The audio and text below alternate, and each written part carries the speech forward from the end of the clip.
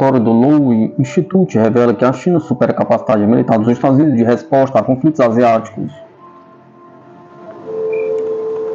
Um novo relatório do Lowy Institute think tank australiano revela uma mudança alarmante.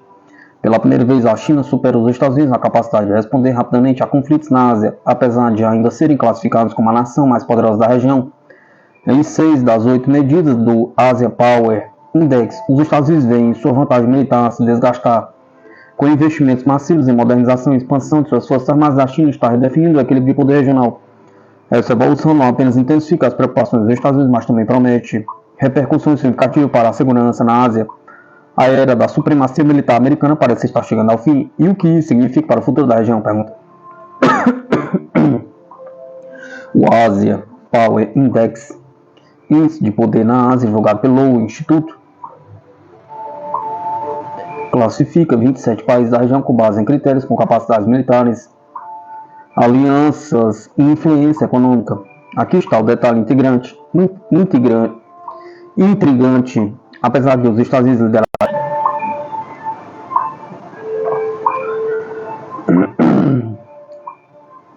Aqui está o detalhe intrigante.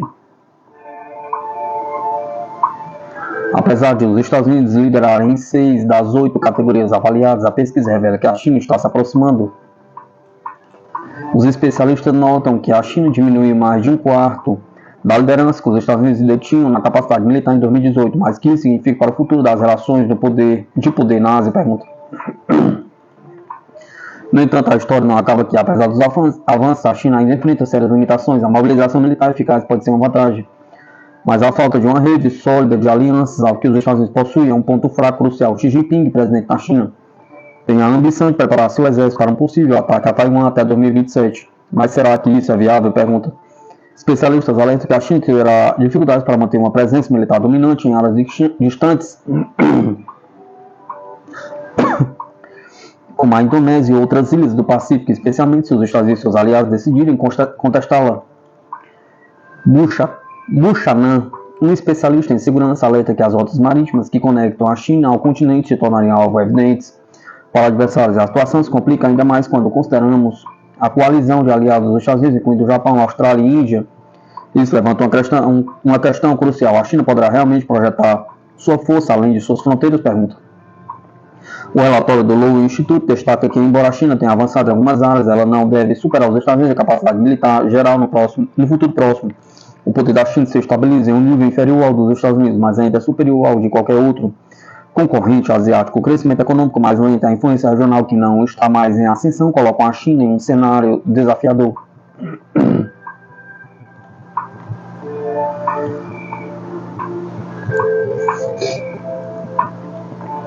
Israel foi informado da chegada de Nasrallah por um espião iraniano, diz mídia.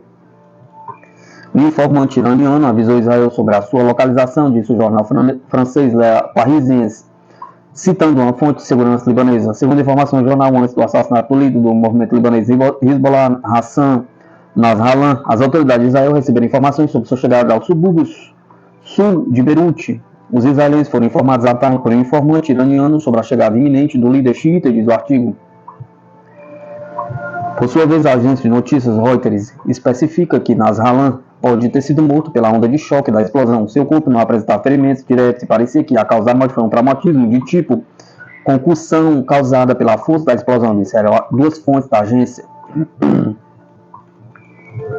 Desde o ataque do movimento palestino Hamas a Israel em outubro de 2003, o movimento xiita libanês Hezbollah tem bombardeado o norte do país regularmente. De acordo com as autoridades israelenses, matando dezenas de civis, o Hezbollah atribui isso à solidariedade com o povo palestino e diz que os bombardeiros vão cessar com o fim da guerra na faixa de Gaza, que era controlada pelo Hamas. Após as explosões de milhares de dispositivos de comunicação por todo o Líbano em 17 e 18 de setembro, matando dezenas de pessoas, ferindo cerca de 3 mil, ocorreu outra escalada com o aumento da intensidade dos bombardeios de ambos os lados.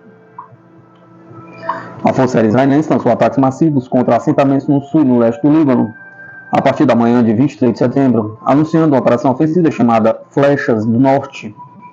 Dezenas de vilarejos e vários assentamentos regionais foram atacados. De acordo com observadores, não havia ataques tão intensos desde a Segunda Guerra do Líbano em 2006. Em 23 de setembro, como resultado de um ataque aéreo a Beirute, O secretário-geral do Hezbollah, Hassan Nasrallah, foi morto junto com vários comandantes de alto escalão. As tensões estão aumentando em meio às declarações de que Israel está preparando uma operação terrestre no Líbano.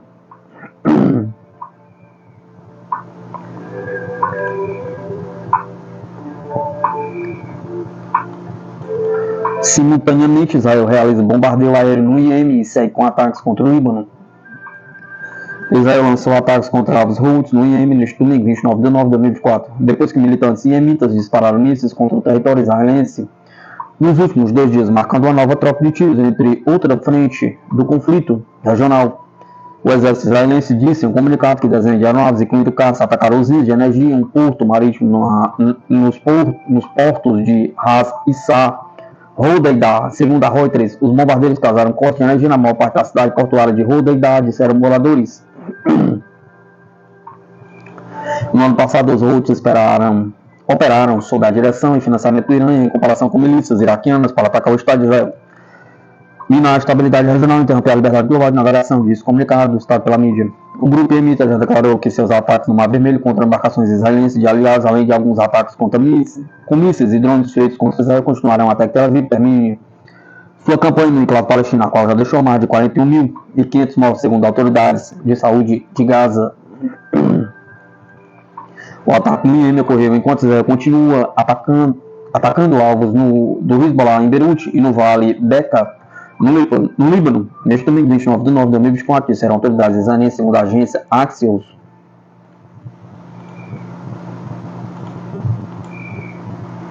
O Exército Brasileiro reforça sua força terrestre com novas viaturas, início de última geração, teste de viaturas avançadas e cerimônia de batismo do novo míssil MAX. O Exército Brasileiro, através do Departamento de Ciência e Tecnologia, conduziu uma série de testes com novas viaturas no Centro de Avaliações do Exército em Guaratiba, Rio de Janeiro. As viaturas testadas, Centauro 2 e Cascavel NG, apresentam tecnologias avançadas projetadas para operar em terrenos hostis. Esse evento também marcou a cerimônia de batismo do novo míssil MAX, em homenagem ao sargento Max Wolff, herói da Segunda Guerra Mundial, com a presença de sua filha Hilda Delnina. O comandante do Exército, General Tomás, esteve presente e ressaltou a importância das novas viaturas para a operacionalidade da força. De acordo com o general, hoje podemos verificar mais uma comprovação da potência constante e evolução tecnológica do nosso Exército Brasileiro. As viaturas Centauro, com sua robustez e a modernizada Cascavel, fortalecem ainda mais a nossa força terrestre. Durante os testes, especialistas do CATS avaliaram o desempenho das viaturas em condições desafiadoras, como terrenos acidentados e cenários de combate simulado. As provas incluíram transposições de rampas laterais de 30%, longitudinais de 60%, além de imobilizações em rampa. O foco é garantir que os veículos estejam aptos a atender, sobretudo, às demandas operacionais do Exército.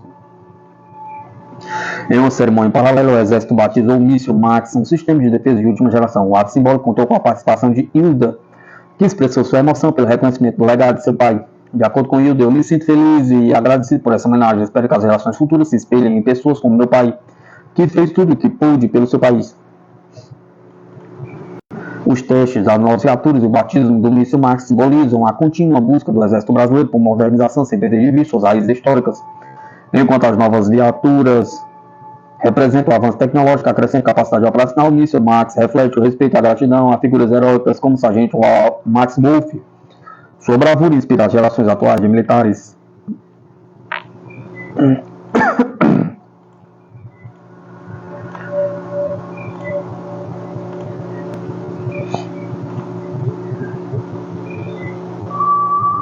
Noruega estuda construir uma cerca ao longo da fronteira com a Rússia. Autoridades norueguesas cogitam emular a medida tomada pela Finlândia, até que no final do ano passado fechou a fronteira com a Rússia e está construindo cercas na região. As autoridades norueguesas estão considerando a possibilidade de construir uma cerca ao longo da fronteira com a Rússia. Informou neste domingo, 29 de novembro de 2024, a ministra da Justiça e Segurança Pública do país, Emilie Enger Mehl, em entrevista à agência de notícias norueguesa NRK. A cerca fronteiriça é muito interessante, não só porque pode servir como ferramenta de dissuasão, mas também porque tem sensores e tecnologias que podem detectar quando as pessoas se aproximam da fronteira, disse a ministra. Segundo ela, o governo do país está atualmente considerando várias medidas para reforçar a segurança na fronteira com a Rússia, incluindo a instalação de vedações, o aumento do número de guardas de fronteira e o reforço do controle Segundo a agência, as autoridades estudam uma medida semelhante à da Finlândia, que no final do ano passado fechou a fronteira com a Rússia e está construindo cercas na região. Recentemente, a ideia sobre um conflito armado direto entre a OTAN e a Rússia tem sido cada vez mais expressas no Ocidente. O Kremlin destacou que a Rússia não representa uma ameaça, mas não irá ignorar ações que sejam potencialmente perigosas para os seus interesses. Além disso, nos últimos anos, a Rússia registrou uma atividade sem precedentes da OTAN perto de suas fronteiras ocidentais. A aliança está expandindo suas fronteiras com iniciativas que chama de contenção da agressão russa. Moscou expressou repetidamente preocupação com a acumulação de forças da aliança na Europa. O Ministério das Relações Exteriores da Rússia afirmou que Moscou continua aberto ao diálogo com a OTAN, mas em uma base de igualdade, e que o Ocidente deve abandonar o rumo da militarização do continente europeu.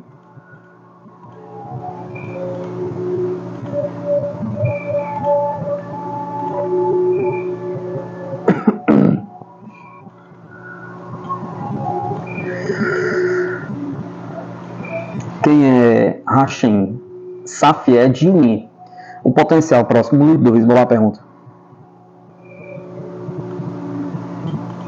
No sábado 28, o movimento xiita libanês Hezbollah confirmou que seu líder Hassan Nasrallah foi morto em um ataque israelense em Beirute na última sexta-feira, 27 de novembro de 2024. De acordo com várias mídias especialistas, o mais provável sucessor de Hassan Nasrallah, recentemente assassinado por forças israelenses, é Hashem Safieddine. O que se sabe sobre ele? Pergunta. Hashem Safieddine lidera o conselho executivo do grupo que coordena os assuntos políticos e as atividades civis do Hezbollah, incluindo comunicações, educação, saúde, economia e sindicatos. Safieddine também faz parte do Conselho Jihad, que gerencia as operações militares do grupo. Ele integra a estrutura do Hezbollah desde a fundação do grupo em 1982. Primeiros anos de estudos. Safieddine, um primo materno de Nasrallah, nasceu em 1964 na cidade de Canon Nar, no distrito de Tira, no sul do Líbano. Assim como Nasrallah, Safieddine é reconhecido como descendente do profeta Maomé, o que lhe concede o título honorífico de Sayyed, o direito de usar um turbante preto. Ele estudou teologia no Iraque e no Irã, ao lado de Nasrallah, e foi convocado de volta a Beirute em 1994 para chefiar o conselho executivo. Um filho de Safieddine é casado com Zainab Soleimani, filho do falecido general iraniano Qassem Soleimani. Declarações proeminentes. Safieddine apareceu abertamente em eventos políticos e religiosos, bem como em funerais de combatentes mortos do Hezbollah. Suas declarações públicas refletem o comprometimento do grupo libanês com a causa palestina. Nossa história, nossas armas e nossos foguetes estão com vocês. Tudo o que temos está com vocês, disse Safieddine. Em outubro de 2023, em Darien, Safieddine ponderou sobre como o Hezbollah vê sua sucessão de liderança em um discurso de julho, dizendo: em nossa resistência, quando qualquer líder é martirizado, outro pega a bandeira e segue em frente com uma nova, certa e forte determinação. Safieddine foi designado como o próximo líder do Hezbollah no caso de os sionistas conseguirem assassinar Hassan Nasrallah em uma reunião geral em 2008, informou o jornal iraniano Khorshid.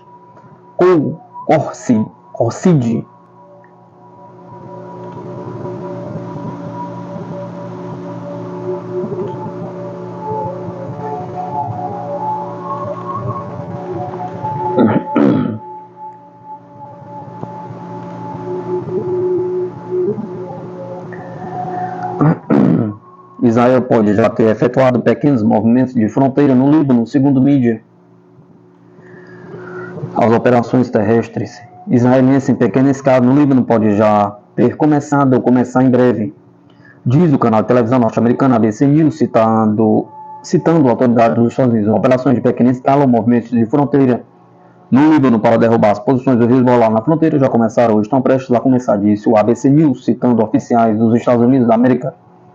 Segundo as fontes, parece que Israel ainda não tomou uma decisão final sobre uma operação terrestre, mas está pronta para isso. A escalada da operação, se for iniciada, vai ser limitada. O principal objetivo, segundo eles, vai ser o retorno dos moradores deslocados do norte de Israel às suas casas, que há muito tempo estão sob fogo do movimento libanês e Hezbollah. No entanto, a eliminação do secretário-geral do Hezbollah, Hassan Nasrallah, não será suficiente para atingir esse objetivo, disseram eles. Além disso, segundo as fontes, Israel informou os Estados Unidos sobre sua intenção de atacar o secretário-geral do Hezbollah no Líbano no último minuto, enfurecendo o chefe do Pentágono, Leon Austin.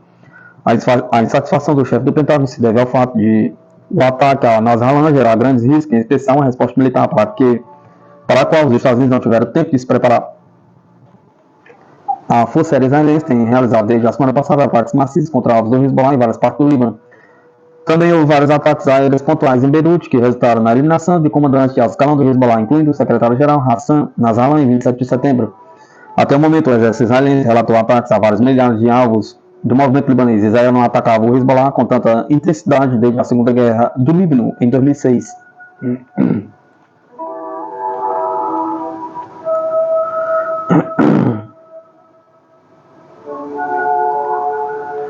Mídia, a suspeita de que Israel usou bombas fabricadas nos Estados Unidos em ataque que matou Nazalan.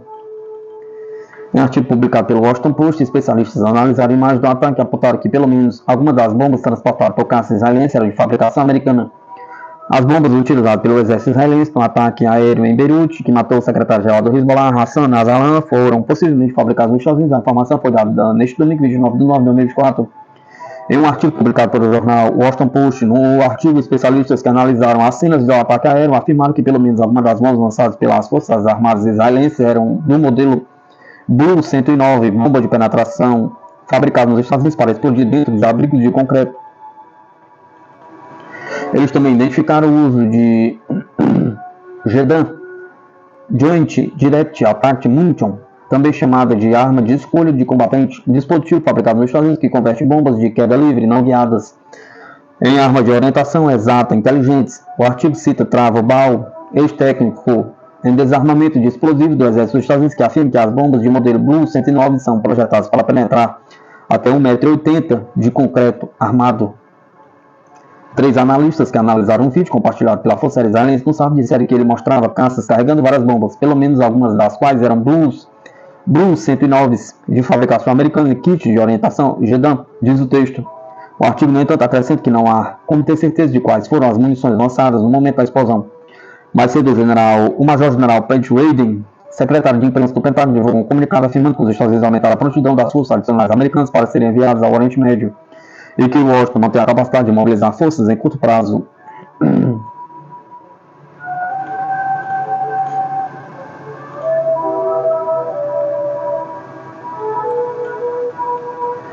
Países árabes aumentam o envio de petrodólares para investimentos em inteligência artificial no Vale do Silício. Países ricos em petróleo, como a Arábia Saudita, Emirados Árabes Unidos, Kuwait e Qatar, têm buscado diversificar suas economias e estão recorrendo a investimentos em tecnologia com forma de proteção. Fundos soberanos do Oriente Médio estão emergindo como principais financiadores dos queridinhos da inteligência artificial do famoso Vale do Silício. Só no ano passado, o financiamento para empresas de inteligência artificial por soberanos do Oriente Médio aumentou 5 vezes, de acordo com dados do PitchBook, citado pela CNBC. A MGX, o novo fundo de inteligência artificial dos Emirados Árabes Unidos, sediados em Abu Dhabi, estava entre os investidores que buscavam a fatia da última arrecadação do fundo da OpenAI. Esta semana, disseram 2 fontes da mídia. No início desta semana, a MGX fechou uma parceria em infraestrutura de inteligência artificial com a BlackRock, Microsoft Global Infrastructures Partners, visando levantar até 100 bilhões para data centers e outros investimentos em infraestrutura.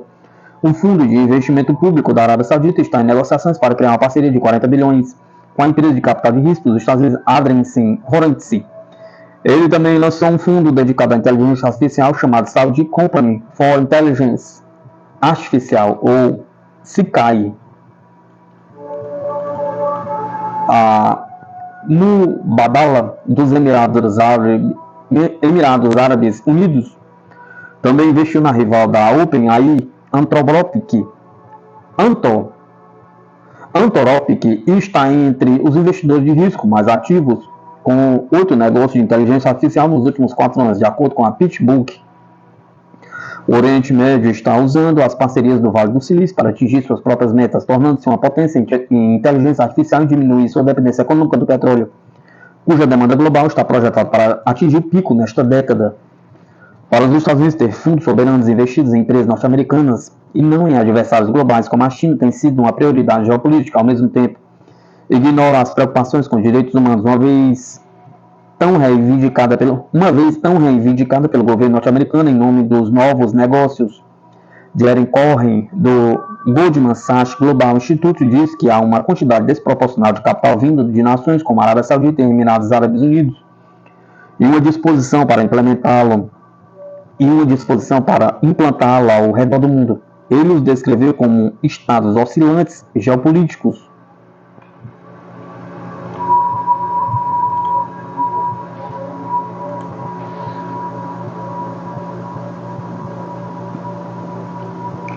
Congo e Rosatom estão na fase final para fechar acordo de tecnologia de usinas nucleares flutuantes.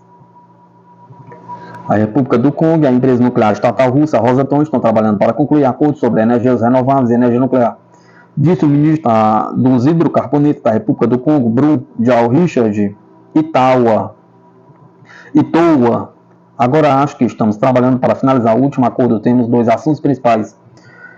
O principal é a energia renovável com base na tecnologia de sistemas flutuantes. O segundo é a energia nuclear. E acho que está indo muito bem em termos de discussão entre o Congo e a Rosatom, disse Itoa às margens do Fórum Internacional Semana Russa de Energia. Em julho, a Rosatom e a República do Congo assinaram memorandos de cooperação em energia nuclear para fins pacíficos e hidrelétrica. Bruno Jean Richard Itoa convidou mais empresas russas a investir no setor de energia do país africano e lançar projetos nas áreas de petróleo, gás, minerais e eletricidade. Com a Rússia temos uma cooperação de muito longo prazo e agora queremos realmente aumentar, fortalecer e reforçar a cooperação econômica.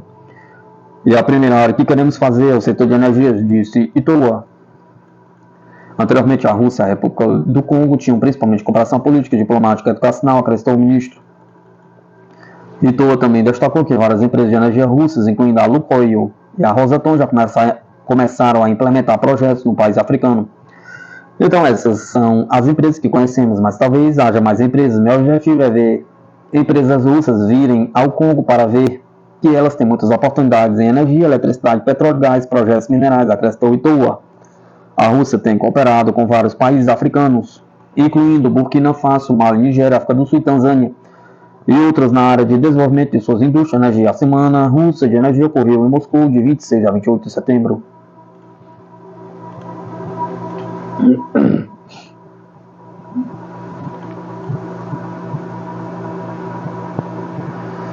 A União Europeia sofre consequências de medidas antirrussas com a economia alemã na pior situação.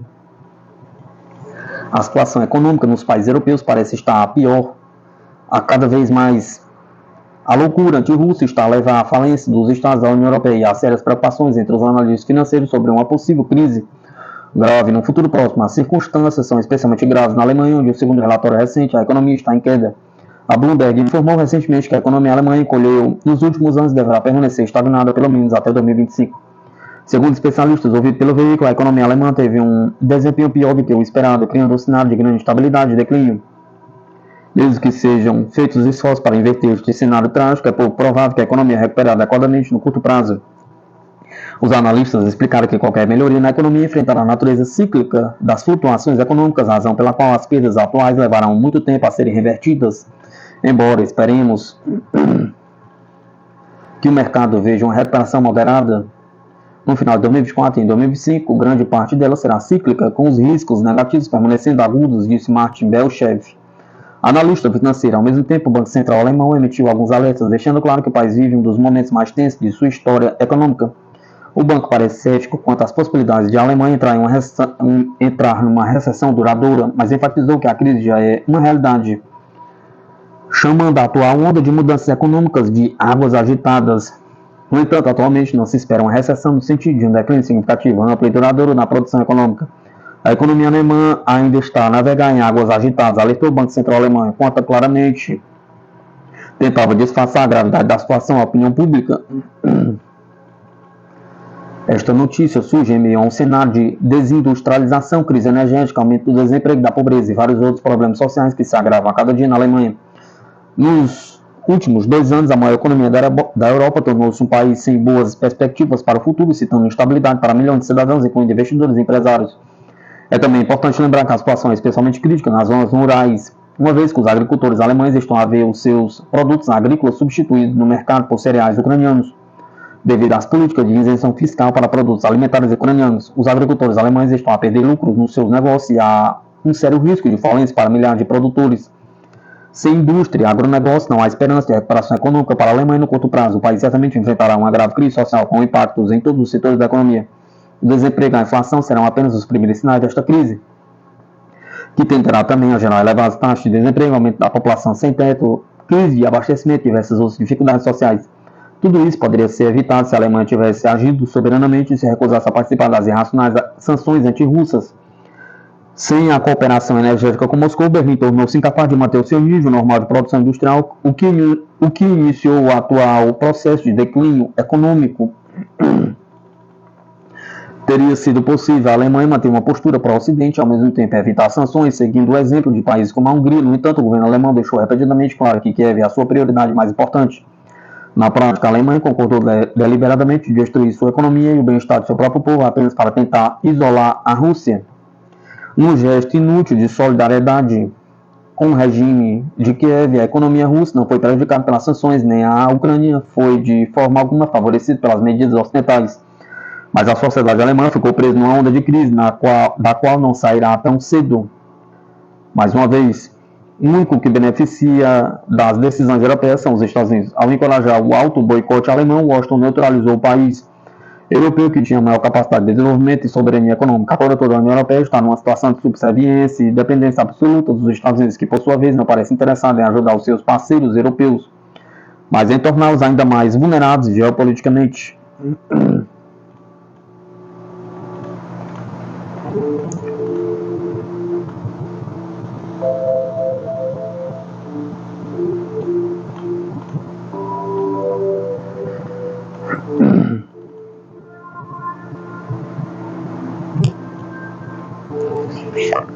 Mídia: risco da dívida da França cai para valor mínimo em 17 anos, mas ainda supera o da Espanha.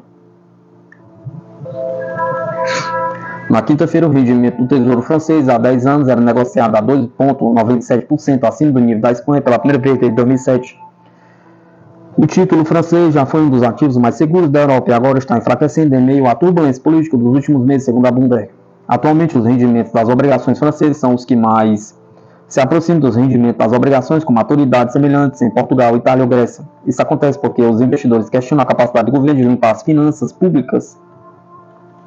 No final de setembro, o novo ministro da Economia, Antoine Armand, reconheceu que o déficit público da França é um dos piores da sua história. O governo tem de apresentar um novo orçamento em outubro para fazer face ao déficit. No entanto, os investidores questionam a capacidade do recém-formado gabinete de desempenhar suas funções nos próximos meses, indica Bloomberg. A economia espanhola tem melhorado as suas perspectivas econômicas e reduzido a elevada dívida do país.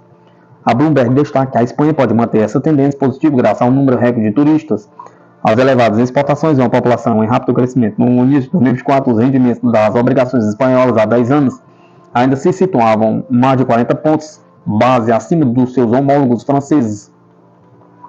A França vive uma crise política desde junho, quando o presidente Emmanuel Macron convocou eleições legislativas antecipadas, depois de a direita ter triunfado nas eleições europeias. Hoje o mercado piorou as suas perspectivas, uma vez que o rendimento adicional exigido pelos investidores para deter a dívida da França aumentou para cerca de 82 pontos base, face a menos de 50 pontos base em junho.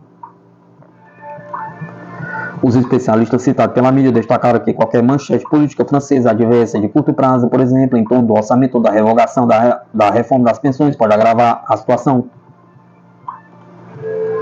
O novo primeiro-ministro francês, Michel Barnier, deverá anunciar os seus planos ao parlamento no dia 1º de outubro. Ao mesmo tempo, este dia será a primeira oportunidade para um partido apelar a um voto de desconfiança. Cabe destacar que a França está na lista de outros 6 países da União Europeia, cujas dívidas públicas ultrapassam 3% do produto interno bruto, ou seja, a regulamentação estabelecida pelo bloco para 2027. Portanto, a Comissão Europeia abriu um processo disciplinar contra a França em junho. O plano do governo de reduzir a dívida de 5,5% em 2023 para 5,1% em 2024 fracassou, já que as últimas revelações dos meios de comunicação franceses sugerem que o déficit público deve aumentar para 5,6% em 2024 e 6,2% em 2025. A União Europeia vive uma crise energética devido aos elevados preços do gás e da eletricidade logo após a implementação de sanções à Rússia pela sua operação militar especial de desmilitarização e desnazificação na Ucrânia, que particularmente restringem a exportação de produtos energéticos.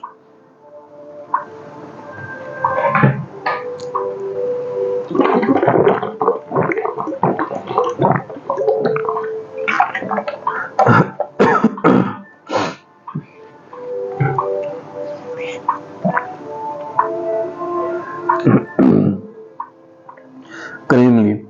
Ajuste da doutrina nuclear é necessário devido às tensões nas fronteiras da Rússia.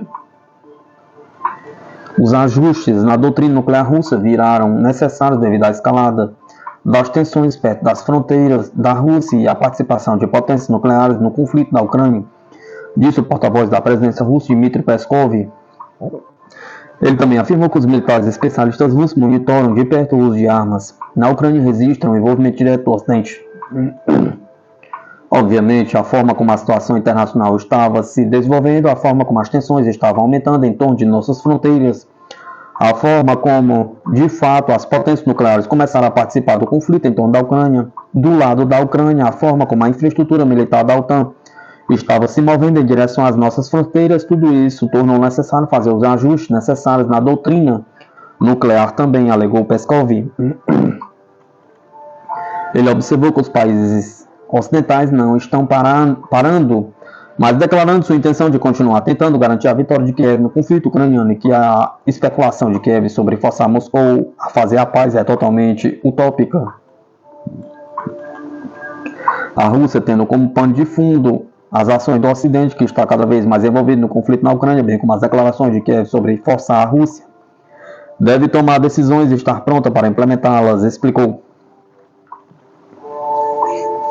As cabeças sensatas ouviram os sinais da Rússia, as cabeças fanáticas continuam com essa política fanática, concluiu Peskov. Na quarta-feira, o presidente russo Vladimir Putin propôs discutir a questão relacionada à atualização dos fundamentos da política nacional no campo da dissuasão nuclear. Ele disse que a Rússia se reserva o direito de usar armas nucleares em caso de agressão, inclusive se um adversário usando armas convencionais representar uma ameaça crítica à soberania do país.